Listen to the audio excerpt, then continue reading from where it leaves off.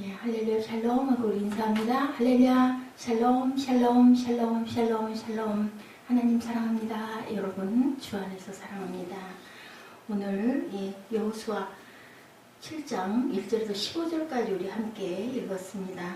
숨은 죄를 제거하라. 숨은 죄 때문에 아이성이 정복하지 못하죠. 하나님께서 함께 하시지 못하고 이제 여리고성을 물리쳐서 성을 정복하고 나니까 그만 다들 너무 사기가 충천해서 그 모든 것들이 하나님께서 승리하게 해주셨다는 것을 잠깐 깜빡 잊어버리는 그러한 상황이 되는 내용이 여기 나타나 있습니다.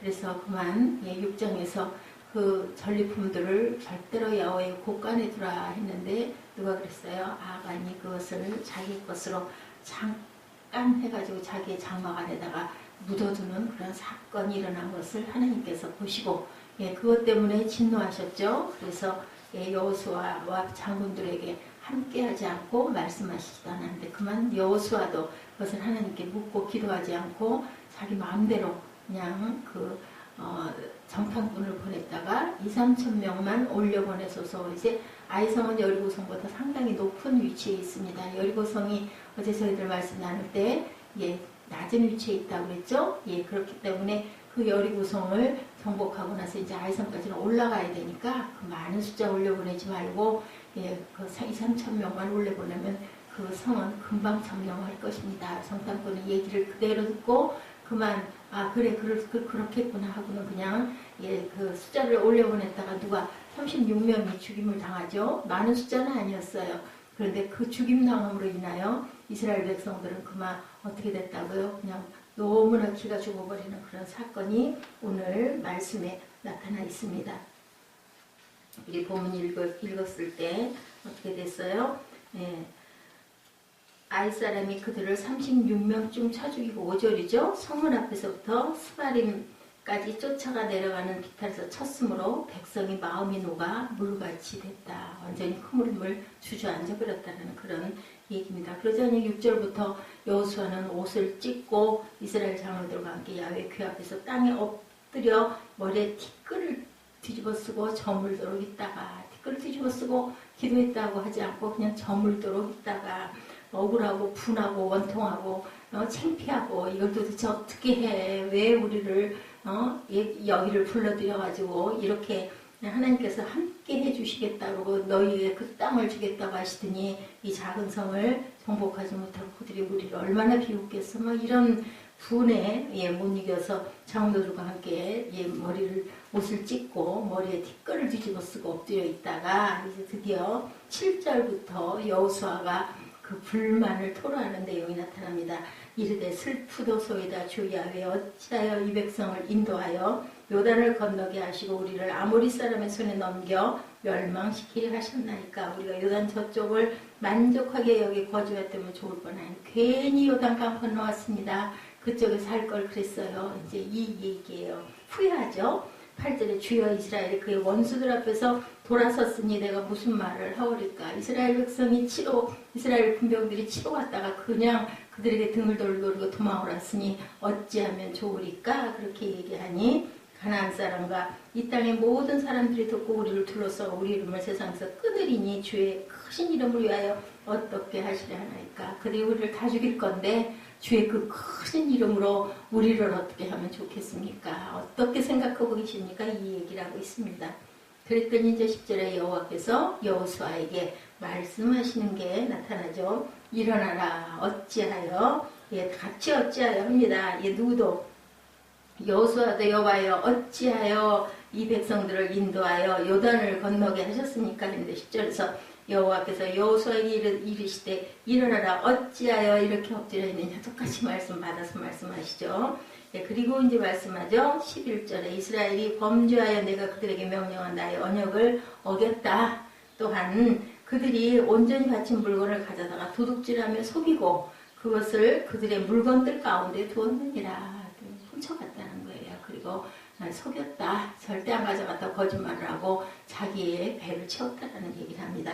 13절에 너는 일어나서 백성을 거룩하게 하여 이르기를 너희는 내일을 위하여 스스로 거룩하게 하라. 다시 성결하게 회개하고 몸 씻고 거룩하게 해라.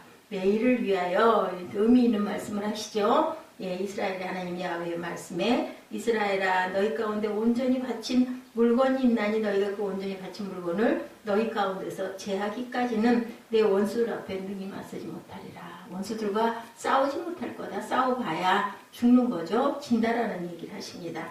14절에 너희는 아침에 너희의 지파대로 가까이 나오라. 야훼께 뽑히는 그 지파는 그 족속대로 가까이 나올 것이요 야훼께 뽑히는 족속은 그 가족대로 가까이 나올 것이요 야훼께 뽑히는 그 가족은 그 남자들이 가까이 나올 것이다. 이제 족속에서 어떻게 해요? 예, 지파가 족속대로 그리고 족속은 가족대로 가족은 또한 남자들끼리 예, 가까이 나와라. 예, 조금 좁혀 들어가죠. 큰 범위에서부터 예, 좁혀서 남자들이 가까이 나올 것이며 온전히 바친 물건을 가진 자로 뽑힌 자를 불살러라. 뽑힌 자를 불살라버려라 라고 이렇게 명령을 하십니다.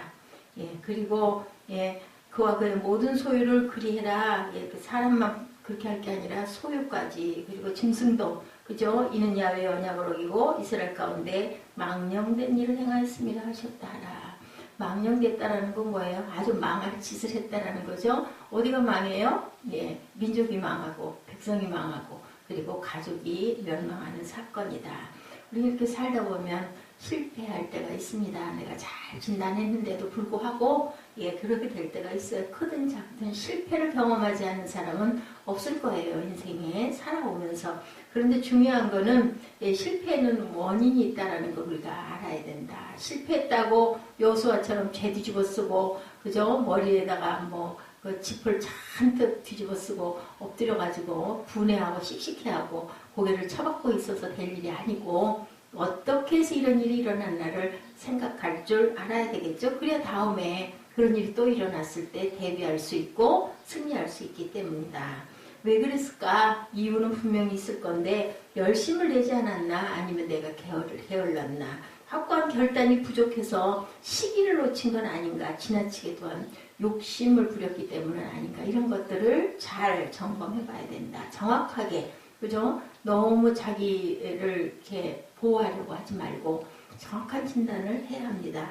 실패는 성공의 어머니라는 그런 말이 있죠. 실패했을 때 그 원인을 파악하고 극복할 수 있다면 도리어 그 실패가 나중에 성공으로 가는 하나의 귀한 경험, 디딤돌이 될 수 있다는 것을 우리가 생각해야 된다. 예, 확고한 결단이 부족해서였던 것은 아니었나. 내가 정말 우리 결단하기 어렵죠. 예, 그런 말 있죠. 점심때 중국집 들어가면 항상 똑같이 헤매는 게 짬뽕 먹을까 짜장면 먹을까 이런 것을 우리는 항상 선택을 해야 될 때가 있습니다. 그럴 때 결단을 잘해야 된다. 예, 우리는 실패했을 때 어떻게 했는지 한번 깊이 여러분들 생각해 보시기 바랍니다. 예, 이렇게 여호수아처럼 옷을 찢고 머리에다 죄를 뒤집어 쓰고 엉엉앙앙 하면서 원망하고 불평하진 않았는지 내가 정말 결단을 잘못했어. 선택에서 항상 나는 왜 이렇게 예, 오른쪽을 알면서도 그 아닌 것들이 보기 좋아가지고 그 선택을 했나. 저는 가끔 옷 선택할 때 그럴 때가 있습니다. 분명히 그 옷을 입는 게 맞는데 그냥 좀 예쁘고도 아름답고 하면은 그쪽으로 자꾸 눈이 가죠. 실용성 있고 내 쓰임새에 정확하게 맞고 또 가격도 적당한 것을 찾아야 되는데 그 정도는 하고 조금 하다 보면 처음에 예산했던 것은 막 몇 배가 될 때도 있는데도 그게 그렇게 사고 싶어가지고 마음으로 포기를 못하는 아주 못된 욕심을 갖고 있습니다. 그게 아주 실패의 원인이고 그러므로 인하여서 모든 그 경제적인 부분들이 그 쪼들림을 당하고 나중에는 분명히 잘 입지도 못하고 후회를 하면서도 그때는 그걸 포기 못하는 이런 아주 어리석음의 반복. 그런 것들이 원인이었다는 걸 알았다면 어느 순간인가부터는 딱 그걸 결단을 할 줄 알아야 된다라는 거죠. 7장 1절에 보니 이스라엘 자손들이 온전히 바친 물건으로 말미암아 범죄하였으니 진노하셨다. 온전히 바친 물건을 온전하게 바치지 않았기 때문에 진노하셨다라고 말씀하죠. 여리고성을 정복한 이스라엘 백성은 그 다음 목표인 아이성을 보았을 때 회심의 미소를 띱니다. 이렇게 큰 성도 우리가 이렇게 아주 기가 막히게 점령했는데 이 조그만한 아이성쯤이야 이렇게 돼버린 거예요. 그러다 보니까 그만 긴장감이 풀어져 버려가지고 실수를 하게 되죠. 6장의 끝은 어떻게 나요? 여호수아께서 여호수아와 함께 하시니 여호수아의 소문이 그 온 땅에 퍼지니라. 6장 27절에 이렇게 말씀합니다. 그런데 7장의 시작은 어떻게 되느냐? 아까 우리 함께 1절 읽었지만 이스라엘 자손들이 온전히 바친 물건으로 말미암아 범죄하였으니 하고 진노하시니라 이렇게 얘기합니다. 개역 성경에는 나타나지 않습니다. 근데 원문에서의 상황의 반전을 의미하는 와우를 쓰고 있습니다. 접속사를. 여호수아의 소문이 온 땅에 퍼졌다. 그러나 이렇게 됩니다. 무엇인가 불길한 조짐이 드러나는 게 나타나죠. 1절을 요약하면 이스라엘 자손들이 온전히 바친 물건으로 말미암아 범죄하였으니 이는 유다지파 세라의 증손 삽디의 손자 갈미의 아들 아간이 온전히 바친 물건을 가졌기 때문이라는 것을 우리가 그 이유를 알죠. 이로 인해서 야훼께서 이스라엘 자손들에게 진노하시죠. 하나님은 아간의 범죄를 개인이 아닌 이스라엘 공동의 범죄로 간주하고 이스라엘이 야훼와 맺은 언약을 너희가 어겼다라고, 개인 하나가 한 잘못인데도 너희 모두가 잘못한 거다 이렇게 말씀합니다. 야훼의 언약은 개인적인 차원에서 맺어진 게 아니라 이스라엘 공동체와의 언약이었다라는 거죠. 이것이 중요한 겁니다. 이스라엘 간의 언약 관계에서 영향을 미치게 된다는 것 본문의 오늘 핵심입니다. 우리가 그래서 교회 공동체도 마찬가지예요. 가정 공동체도 마찬가지죠. 누가 가족 하나가 어떤 범죄를 하거나 잘못을 하면 일본이 아주 그게 아주 대단히 냉정하다고 그래요. 그래서 일본의 어느 가족 중에서 누군가가 범죄를 해서 만약에 사람을 죽인 그런 사건이 일어나면은 아무도 면회를 오질 않는데요. 그리고 출소할 때 딱 한 번 와가지고 절대로 우리를 아는 체 하지 말아라, 우리를 찾아오지 말아라, 그렇게 하고 아주 등을 돌린다고 합니다. 그래서 일본은 범죄율이 세계에서 가장 낮은 나라라 그래요. 이렇게 무섭게 보니까 이럴 만큼 잘못된 것은 정확하게 그것을 바로잡을 줄 알아야 된다. 오늘 본문에도 말씀하는 게 그렇죠. 하나님은 여호수아를 통해서 여리고 성의 물건은 뭐라고 했어요? 일체 손대지 말라고 이렇게 말씀을 하셨어요.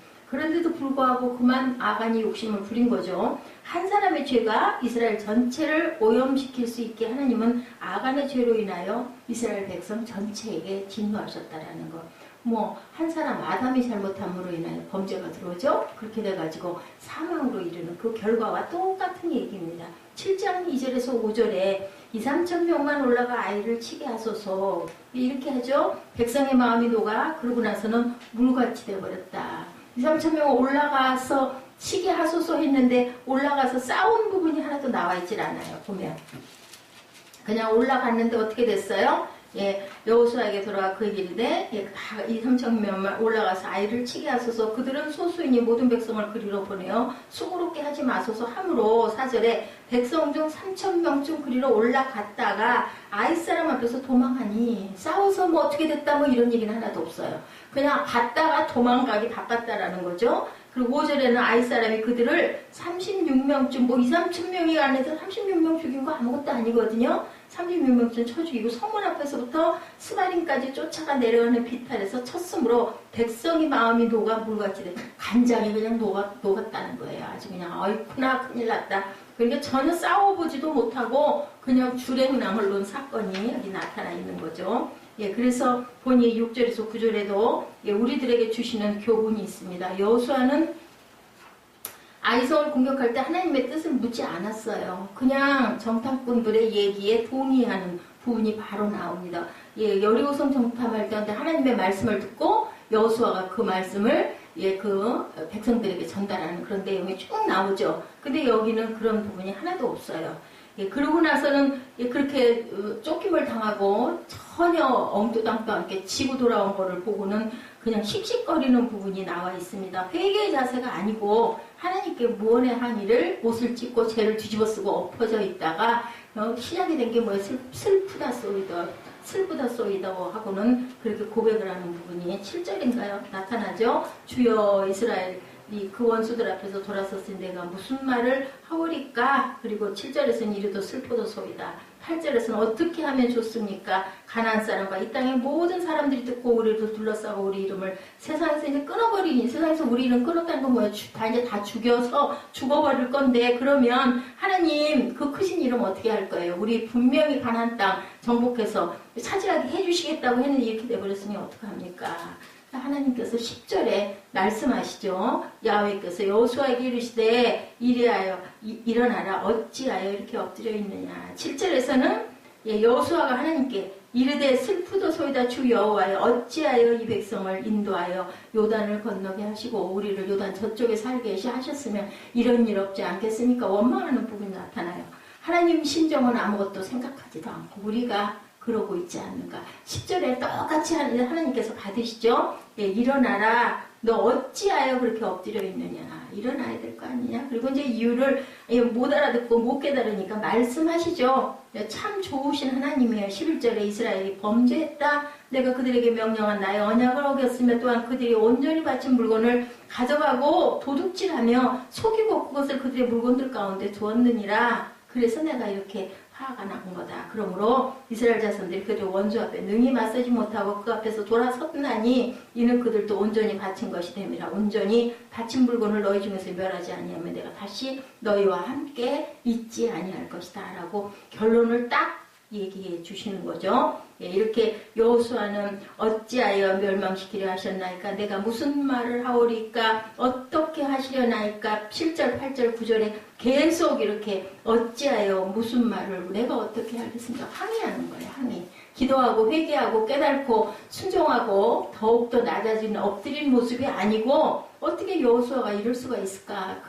그렇게 신실한 믿음도 가지고 있고 하나님께 순종도 잘하고 모세가 살아있을 때 정말 아주 입에 혀처럼 잘하던 이 여호수아가 여리고성 정복할 때만 해도 하시는 말씀대로 두렵고 떨리고 막 놀라고 막 이래가지고 하나님이 너 두려워하지 말라 놀라지 말라 내가 너와 함께 할게 이렇게 막 달래셨잖아요. 그럴 정도로 아주 간이 조마조마했던 이 여호수아가 여리고성 정복하고 나니까 그만 이렇게 돼버린 거. 인간의 마음이 이렇게 된다라는 거죠. 다들 그런 죄성을 갖고 있기 때문에 아간의 범죄로 야훼께서 진노하시고 있는데 오히려 야훼께 항의해요. 그리고 하나님은 맺은 약속이 있는데 얼마나 속상하실까. 부모가 얼마나 속상할까 생각 안 하고 자기 생각만 하는 자식들, 부모 못 살피는 그 자식들하고 똑같은 거죠. 여호수아와 온 이스라엘이 요단강을 걸 건넌 사건은 이스라엘을 복 주시려고 하나님께서 구원의 의지와 능력을 체험케 한 중요한 의미가 담겨져 있는데 그런데 요단 저편에 있었더라면 좋았겠다. 누구랑 똑같아요. 이스라엘 백성들 죽은 1세대라고 똑같잖아요. 애굽에다 우리를 그냥 놔두지. 이 광야에서 우리를 죽이려고 여기까지 끌고 나왔느냐. 막 그랬잖아요. 그리고 결국 다 죽었는데 여호수아도 똑같이 굴어요. 지금 자기가 이제 지도자가 되고 나서는. 그러니까 그러니 모세보다 훨씬 부족한 그릇이죠. 모세는 그러지 않았어요. 항상 백성들이 그렇게 아우성을 치면 대신해서 나를 호적을 파도 나는 이거를 안 할 거니 이 자손들을 분명히 용서해 주옵소서 하고 계속 기도했었죠. 항상 울고 기도했습니다. 근데 여호수아의 자세는 지금 그렇지가 못합니다. 여호수아가 하나님께 기도드린 내용은 우리가 이 작은 성에서 패하여 돌았었으니 다른 아모리 족속들이 우리를 얼마나 우습게 알겠느냐 이렇게 하소연하는 내용으로 나타납니다. 이건 회개가 아니죠. 이제 모든 가나안 족속들이 자기들을 얕보고 공격할 텐데 그러면 끝장이다. 우리는 죽을 것이다. 이런 얘기합니다. 여호수아는 지금 하나님의 이스라엘의 숨은 죄로 인하여 얼마나 마음이 아픈지 이런 거는 생각하지 않는다. 우리 인간의 이기적인 모습을 여기서 드러내죠. 사람들에게 알려지고 우습게 되는 것보다 더 중요한 것 우리가 하나님 앞에서 바른 자세를 가지는 것 이것이 하나님 중심으로 사는 사람들의 자세라는 것을 우리가 본문에서 깨달아야 됩니다. 7장 10절에서 15절에는 그래서 이제 말씀하죠. 스스로 거룩하게 해라. 어떤 말씀을 하세요? 앞으로 일어날 일에 대해서 이제 너희는 거룩하게 해야 된다. 11절에 보니 이스라엘이 범죄하여 내가 그들에게 명령한 나의 언약을 어겼으며 또한 그들이 온전히 바친 물건을 가져다 두고 도둑질했다. 그래서 13절에 너는 일어나서 백성을 거룩하게 하여 이르기를 너희는 내일을 위하여 스스로 거룩하게 하라. 이제 분명히 아이성도 우리가 정복할 수 있을 거니 그거 오늘 그렇게 해서 근심하고 죽을 것 같이 그러지 말고 너희들 내일을 위해서 스스로를 거룩하게 깨끗이 씻으라는 거죠. 회개하고 자복하라는 거예요. 이스라엘의 하나님 야훼의 말씀에 이스라엘아 너희 가운데 온전히 바친 물건이 있나니 너희가 그 온전히 바친 물건을 너희 가운데서 제하기까지는 내 원수들 앞에 능히 맞서지 못하리라 이렇게 얘기하셨다는 거죠. 너희는 아침에 너희 지파대로 가까이 나오라. 야훼께 뽑히는 그 지파는 지파대로 가까이 나와서 뽑히면 그 지파는 그 족속대로 가까이 나오고, 또한 족속은 그 가족대로, 이제 단위가 조금씩 줄어들죠. 가까이 나오고, 야훼께 뽑히는 그 가족은 그 남자들이 가까이 나올 것이며, 15절에 온전히 바친 물건을 가진 자로 뽑힌 자를 불사르되 그와 그의 모든 소유를 그리하라. 이는 야훼의 언약을 어기고 이스라엘 가운데 망령된 일을 행하였음이라 하셨다 하라. 이제 이렇게 돼서 16절부터 여호수아가 아침 일찍 일어나서 이스라엘을 그 지파대로 가까이 나오게 하였더니 유다 지파가 뽑히고, 유다 지파를 또 가까이 나오게 했더니 세라 족속이 뽑히고, 세라 족속이 각 남자를 가까이 나오게 했더니 누가 뽑혀요? 아간이 뽑혔다라는 내용이 나옵니다. 10대가 뽑히고 10대에 각각 남자를 가까이 나오게 하였더니 유다 지파 세라의 증손이요 삽디의 손자요 갈미의 아들인 아간이 뽑혔더라. 이렇게 누구의 아들 누구의 증손 이렇게 얘기합니다. 이럴 만큼 족보를 굉장히 아주 중요하게 생각을 했다. 그 아간이 그래서 네 어떻게 했냐 했더니 아간이 실토하죠. 여호수아에게 대답하죠. 참으로 나는 이스라엘 하나님 야훼께 범죄하여 이러이러하게 행하였나이다. 그리고 그 노력한 물건이 내 장막에 가서 여기 장막 안에 감추어져 있는데 은은 그 밑에 있다. 이 시대에는요 금보다 은을 그렇게 중요하게 아주 귀하게 여겼다고 합니다. 결국은 거기가 악월골짜기가 됐다 우리가 함께 살펴봤죠. 그래서 오늘 말씀에서는 성결을 회복해라. 이스라엘에 하나님께서 여호수아와 함께 하실 때 이스라엘은 이겼고 그 결과 여호수아의 이름이 온 땅에 알려졌다는 것을 너희들이 모르느냐. 그러면 아이성 정복의 실패의 원인, 우리는 실패할 수 있는데 실패의 원인이 뭔지를 잘 알아야 다음에 이런 일이 있을 때 우리가 그것을 귀감 삼아가지고 실패하지 않잖아요. 그게 정말 중요하죠. 어떻게 누구나 다 그렇게 실수 없는 삶을 살 수는 없습니다.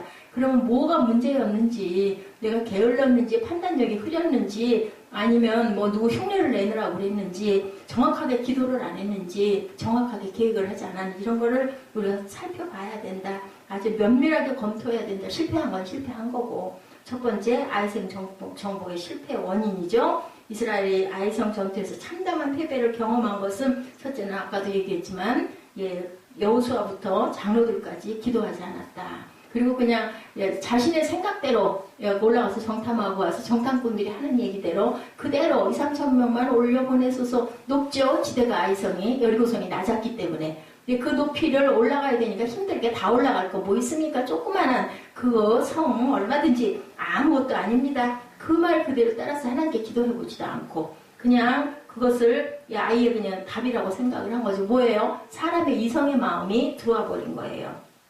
여리고성은 아주 절대로 점령하지 못할 것 같은 불가능한 것 같은 것이다 보니까 하나님께서 하라는 대로 그대로 바보같이 숨 죽이고 소리도 안 내고 6바퀴 돌고 6일 동안 돌고 7번째는 하라는 대로 해서 무너졌는데 그만 아이성 땐 잊어버렸다. 그리고 그 뭐예요? 결국은 교만했다는 거죠. 교만해서 기도하지 않았다는 거예요. 하나님이 함께 하실 때만 이스라엘은 이긴다라는 것을 알면서도 또 그죠? 블레셋과의 전투에서도 그랬고 그죠? 다윗이 전쟁터에서 나가 싸우지 않아도 된다고 생각할 때 뭐가 들어왔어요? 밧세바 그 간음 사건이 들어오죠. 전쟁하고 힘들게 아주 전쟁에 나갔을 때는 다윗은 그런 일이 없었습니다. 이것을 우리가 항상 영적으로 깨달아 알아야 된다. 영적인 긴장의 끈을 늦추어서는 안 된다. 실패한 사람이 교만하지, 실패한 사람이 교만하지 않는 일이 거의 없다라는 거죠. 이런 것을 우리가 항상 알아야 된다. 고린도전서 10장 11절입니다. 그런즉 선줄로 생각하는 자는 넘어질까 조심하라. 우리가 뭔가 잘 될 때 항상 마음을 낮출 줄 알아야 되고 이러다가 내가 저 어렸을 때 그런 생각 나요. 막 너무 깔깔거리고 웃다가 저는 그래서 이렇게 웃다가 이제 또 우는 일 생길 거 아니야? 그럼 여지없이 생기죠? 이렇게 우리는 좀 절제할 줄 알아야 된다. 세 번째로는 불순종했기 때문이다. 교만했고 기도하지 않았고 그리고 불순종했기 때문이다. 예, 너희는 바칠 물건을 삼가라고 분명히 6장 18, 9절에 하나님께서 말씀했어요. 너희가 그것을 바친 후에 바친 어느 것이든지 취하면 이스라엘 진으로 바침이 되어 화를 당케 할까 두려워하노라. 음금과 동철 기구들은 다 야훼께 구별할 것이니 그것을 야훼 곳간에 드려라 라고 말씀하셨는데 그만 아간이 거기 뭐가 들어왔어요? 욕심이 들어온 거죠. 훔친 것은 이스라엘 전체가 노력한 것이 돼버린 거예요. 그러니까 어떤 그 공동의 움직임, 군사들의 움직임 속에서 그 한 명이 잘못하면 그저 그냥 다 망가지고 망하고 패배하니까 그 한 명이 중요한 게 아니라 전체다. 군대들이 그러죠? 잘못하면 전체 기합 빠따 맞는 것처럼 그렇기 때문에 불순종이 그 한 사람의 불순종이 이스라엘 전체의 불순종이 되어버렸다. 그렇다면 우리가 거꾸로 성공의 비결은 뭘까? 이거 뭐 거꾸로 하면 되지 않겠어요? 기도하면 되고 교만하지 않고 겸손하게 하나님의 음성을 들으면 되고 순종하면 되겠죠? 그리고 기도하고 그리고 또한 교만하지 않으면 아마 성공할 겁니다. 영적으로 깨어서 기도해야 된다. 고난의 때에 의지할 분 누구밖에 안 계시다? 하나님밖에 안 계시다. 근데 고난이 조금 나아지고 나면 그냥 내가 살아나는 게 문제인데 절대로 그래서는 안 된다. 히스기야가 그죠? 아수르가 쳐들어온 국가적인 위기에서 죽음에 이르는 질병에 걸린 위기 속에서 기도했죠? 그랬더니 나 생명을 연장해 줬는데 생명 연장 받고 나서는 아주 악행을 했어요. 이런 것처럼 우리는 항상 너무 마음이 움직이는 그것을 마음을 잘 다져가야 된다. 기도할 때 우리의 상한 마음을 치유한다고 그러죠. 시편 42편 5절이죠. 내 영혼아 내가 어찌하여 낙심하며 어찌하여 내 속에서 불안해하는가. 너는 하나님께 소망을 두라. 그가 나타나 도우심으로 말미암아 내가 여전히 찬송하리로다. 하나님을 향해 도움을 구하고 하나님의 능력을 의지할 때 나는 아무것도 아닙니다 하고 우리는 딛고 일어날 수 있다는 것을 알아야 된다. 그리고 하나님의 인재를 항상 사모해라. 성령이죠. 성령님 인정합니다. 환영합니다. 모셔드립니다. 해야 된다. 두 번째 자신을 쳐서 복종시키면서 겸손해야 된다. 누가 그랬어요? 바울이 그러죠? 항상 나를 쳐서 복종시킨다라고 얘기합니다. 겸손은 성도의 성숙을 보여주는 척도라는 것. 살아계신 하나님 앞에서 자신의 죄성과 죄악을 사하시는 예수 그리스도의 은혜를 항상 깨닫고 살 때 우리의 성품이 변화한다는 것을 우리가 알아야 된다. 우리의 인생의 주인은 우리가 아니라 살아계신 하나님이시라는 것. 우리를 살려놓은 건 뭐 하라고? 내 영광 드러내라. 니들 보여줘. 하고는 살려놨다라는 것을 생각할 줄 알아요. 세 번째, 하나님의 말씀에 전적으로 순종해라. 사울이 폐위된 것은 아말렉과의 전쟁에서 아말렉의 모든 것을 진멸하라는 하나님의 말씀에 불순종하고 그들을 살려서 돌려보냈어요. 그러므로 그들에게 죽음을 당하는 사건이 일어나는 걸 봅니다. 하나님께서는 앞날에 대한 걸 다 아시기 때문에 그들을 한 사람도 살려놓지 말라고 그랬는데 사울은 자기가 거드름을 피죠. 아주 인자하게 자애롭게 그들을 살려줘서 결국 그들 손에 죽는 일이 일어납니다. 그 누가 그렇게 하셨을까요? 하나님께서 그들을 이용해서 사울이 죽게 합니다. 하나님의 말씀보다 사람들의 평가를 중요시할 때 하나님께서는 그 사람을 낮춘다라는 것. 오늘도 우리 하나님의 말씀을 이렇게 가까이 하고 가시고 말씀 속에 삶의 지혜가 있다라는 것, 그 말씀이 우리를 모든 근심과 걱정과 염려에서 자유케 한다라는 것, 말씀의 능력이 우리를 붙들어서 주의 일을 잘 감당하게 한다라는 것. 그래서 세상을 이기게 해주옵소서. 우리들 기도하죠. 오늘도 우리의 진정한 왕이신 예수 그리스도를 바라보시고 주어진 삶의 현장에서 기도하며 겸손히 순종하는 가운데 때를 따라 돕는 은혜 베푸시는 주님의 사랑을 사모하시고 오늘도 하나님께서 주신 그 은혜로 기쁨과 감사의 삶을 살아내시는 저와 여러분 되시기를 주님의 이름으로 축복합니다. 우리 7장 10절에서 15절까지만 읽고 우리 기도하는 시간 갖죠.